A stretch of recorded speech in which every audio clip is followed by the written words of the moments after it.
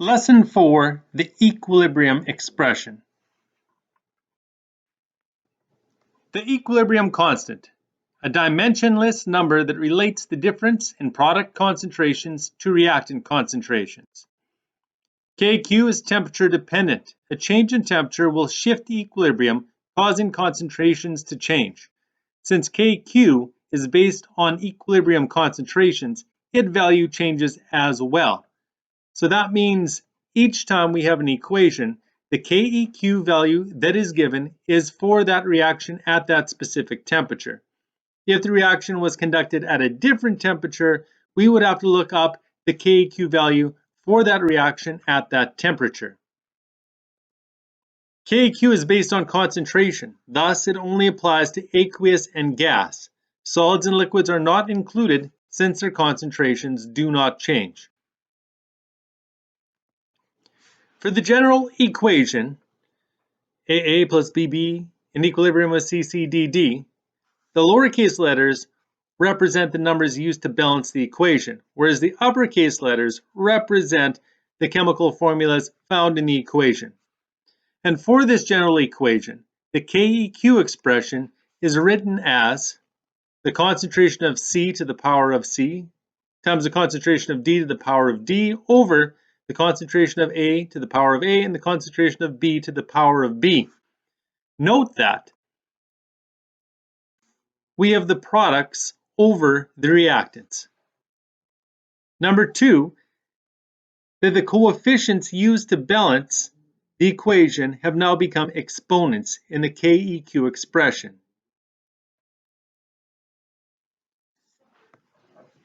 Example 1. Write the equilibrium expression for the following reaction. Well, KQ equals products over reactants. My product is SO3, so that's going to go on the top. And that has to be to the power of 2 because in the balanced equation we have a 2 balancing out the SO3. So again, products over reactants. So those are our products on the top. Now we got to place the reactants on the bottom. We have 2 reactants. We have SO2 and O2. So SO2 goes on the bottom, and that will be to the power of 2. And also on the bottom is the concentration of O2. And there's our KQ expression.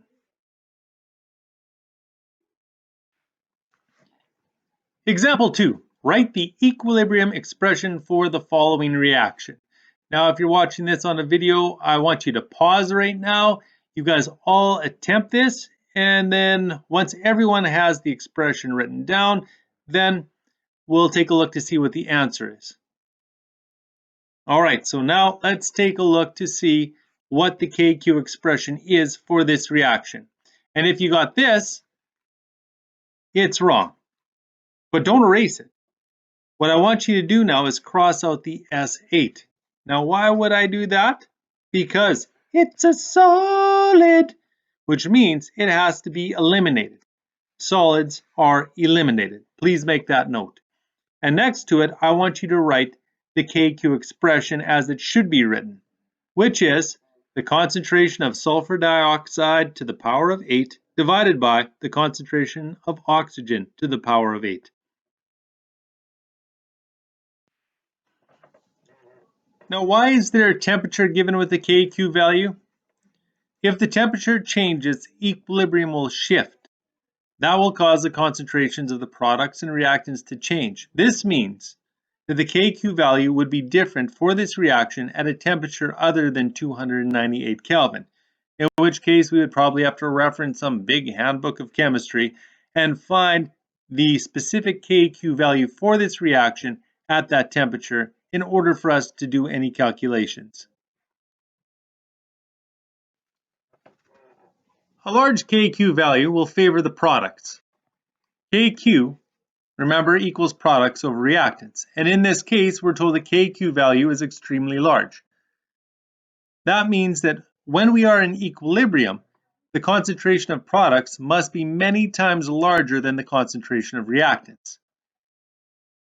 So, in this particular reaction, when in equilibrium, there are a lot of products, which are O2, and very few reactants, which is O3 present.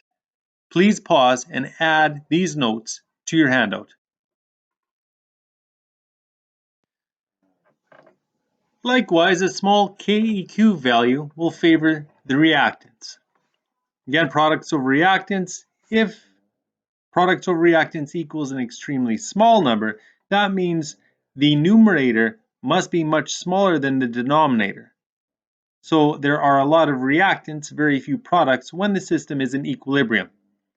So when in equilibrium, there are a lot of reactants, which in this case are nitrogen and oxygen, and very few products, which again in this case would be nitrogen monoxide. Please pause and add these notes to your handout.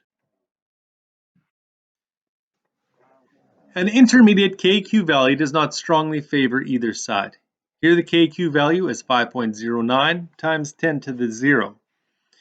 Now with a number so close to the value of 1, that means that the numerator and denominator must be relatively close to one another, which means when we're in equilibrium, there will be a substantial amount of both products and reactants present. Now the question is, at what point do we go from not really favoring either side to either favoring the products or reactants? And that's a judgment call.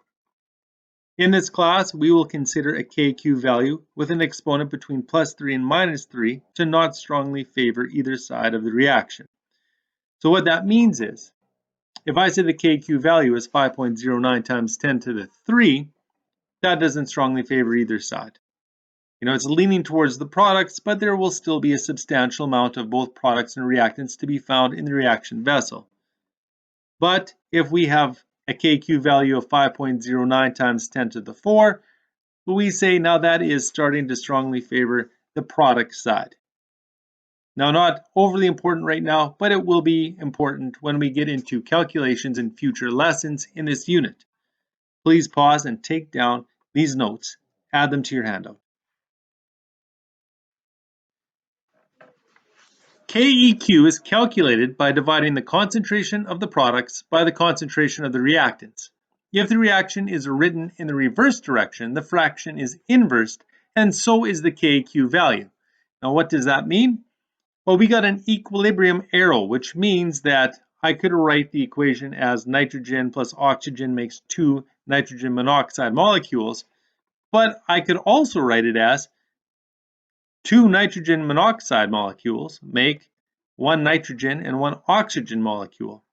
In which case, when I write the KQ expression, the nitrogen monoxide squared will then go to the denominator because it is now a reactant, and the nitrogen and oxygen molecules are on top because they are now products. So that means since the first reaction has a KQ value of 5.09, since I flipped the equation, that means that this guy here is going to then equal 1 over 5.09, which is then equal to 0.196, the inverse of 5.09. All right, example. Do the following KQ values favor the reactants or the products? If I have a KQ value of 4.91 times 10 to the negative 5, that is going to favor the reactants. Does a KQ value of 2.51 favor reactants or products? And it favors neither side because the exponent is between +3 and -3. Calculate the KQ value for the above reaction knowing that at equilibrium, the dinitrogen tetraoxide concentration is 0.0750 molar and the nitrogen dioxide concentration is 0.100 molar. So I write my KQ expression, products over reactants. Of course, nitrogen dioxide is squared because there was a 2 used to balance the nitrogen dioxide in the equation that we've been given.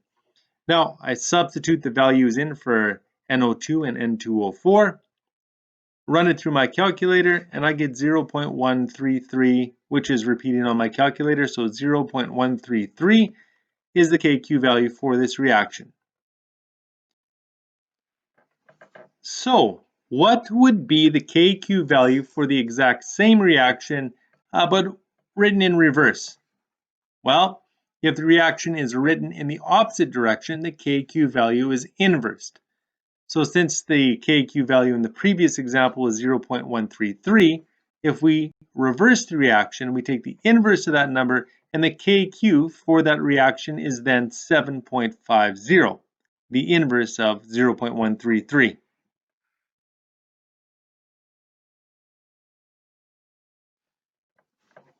Example 3. Calculate the hydrochloric acid concentration at equilibrium if, at this temperature, the system has a KQ value of 2.51 times 10 to the 4, the chlorine concentration is 0.0023 molar, and the hydrogen concentration is 0.040 molar. Start this question like you should start pretty much all these questions. We're going to write a KQ expression. Now I'm asked to solve for HCl concentration, so I'm going to get HCl concentration by itself. And I start by multiplying both sides by the denominator. Cl2 multiplied by H2 will factor out. I now have HCl squared. So I'll get rid of the squared by squaring both sides. Now that means that HCl concentration is equal to the square root of Cl2 concentration multiplied by H2 concentration multiplied by the KQ.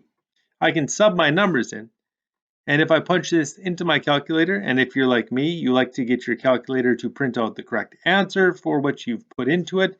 So since I am taking the square root of multiple numbers being multiplied, I better throw in an extra set of brackets. So that it takes the square root of the product of all three of those numbers. And if I've done everything correctly, I shall wind up with 1.5.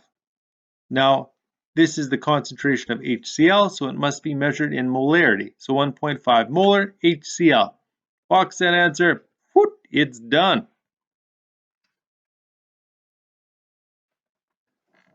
One note before you go on to the assignment. A system is in equilibrium if, and there are some questions on the assignment like this, so that's why I want to point this out.